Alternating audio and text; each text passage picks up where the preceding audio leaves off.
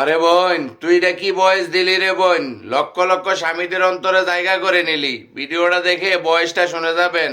একজন বিবাহিত নারী যতই জায়নামাজে কান্নাকাটি করুক এবং প্রতিদিন কোরআন পাঠ করুক, ততক্ষণ পর্যন্ত সে তার ইমানের মাধুর্য খুঁজে পাবে না যতক্ষণ পর্যন্ত সে তার স্বামীর হক আদায় করবে না। স্বামীর হক আদায়ের মৌলিক বিষয়গুলো। নাম্বার 1, একজন স্ত্রীর উচিত তার স্বামীর পোশাক হয়ে যাওয়া, তার ভিতরে কমতি বের না করা, তার দোষ খুঁজে বের না করা, তার নিজের পরিবারের মাধ্যমে স্বামীকে পেরেশানি না দেওয়া এবং বিরক্ত না করা। নাম্বার 2, স্বামীর উপরে অসন্তুষ্ট না হওয়া, স্বামী যা দিচ্ছে সেটাতে আলহামদুলিল্লাহ বলা, শুকরিয়া আদায় করা। নাম্বার 3, স্বামীর সামনে খারাপ ভাষা ব্যবহার না করা। যদি রেগে থাকে অথবা খারাপ মেজাজে থাকে তাহলে শরীয়তের নির্দেশ আপনি স্বামীর সাথে সম্মান, মর্যাদা এবং ভালোবাসার সাথে তার রাগ মোকাবেলা করবেন। বিয়ের পর যে নারী তার স্বামীর ব্যাপারে যত্নশীল না, স্বামীর হক এবং অধিকারের ব্যাপারে অবহেলা করে, বিশ্বাস করেন আল্লাহ তাআলা সেই নারীকে ইমানের মাধুর্য থেকে বঞ্চিত করে দেয়। এজন্য প্রত্যেকটা নারীর উচিত বিয়ের পর তার স্বামীর হক আদায় করার চেষ্টা করা।